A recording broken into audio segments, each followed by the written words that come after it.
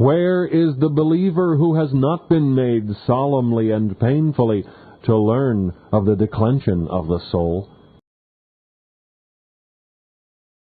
That there is not a grace of the Spirit in him, but that grace needs at times greatly invigorating, not a particle of faith, but it needs strengthening, not a lesson, but he needs to relearn it, not a precept, but requires to be rewritten upon his heart. Now this is the work of our ever-watchful, ever-loving, ever-faithful Spirit.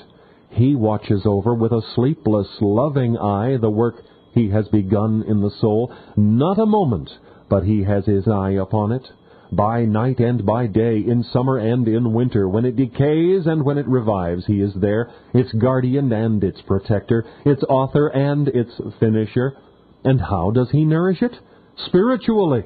As the life is spiritual, so the support is spiritual. 1 Peter 2:2. As newborn babes, desire the sincere milk of the Word, that ye may grow thereby.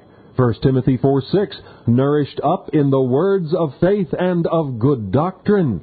How does he nourish it? By leading the soul to Jesus, the substance of all spiritual truth, by unfolding his fullness of all grace, strength, and sanctification, by leading constantly to his blood and righteousness, by teaching the believer the sweet lesson of living out of himself, his convictions, his enjoyments, his fruitfulness, upon Christ, and Christ alone. What is there in a child of God in his best estate that can supply adequate nourishment and support for this principle of divine life? He has no resources within himself. He cannot live upon evidences. How soon they are clouded. He cannot grow upon enjoyment. How soon it is gone. He cannot find nourishment in any part of the work of the Spirit within him, precious and glorious as that work is. Christ is the true bread that sustains the life of God in the soul of man. Jesus said, I am the living bread which came down from heaven. If any man eat of this bread, he shall live forever. Again, as the living Father hath sent me, and I live by the Father, so he that eateth me, even he shall live by me. The renewed soul only lives as it lives on Jesus. It only advances, grows, and brings forth much fruit as it draws its vigor, its nourishment, its support and fruitfulness simply and entirely from Christ.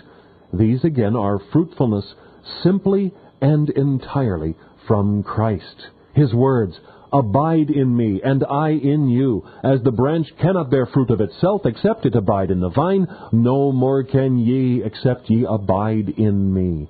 Reader, it may be that for a long time you have been looking to yourself for nourishment, for strength, for comfort, and for fruitfulness, and the more you've looked within yourself, the more emptiness, poverty, and barrenness you have discovered. And now, the blessed Spirit, the nourisher as he is the author of the life within you, may give you such a new and enlarged view of Jesus as you have never had before. It may be that he will unfold to your soul such a fullness in Christ, strength for your weakness, wisdom for your folly, grace for every corruption, tenderness and sympathy for every trial, as will bring you out of your bondage, introduce you into a large room, and cause you to exclaim, Thanks be unto God for his unspeakable gift.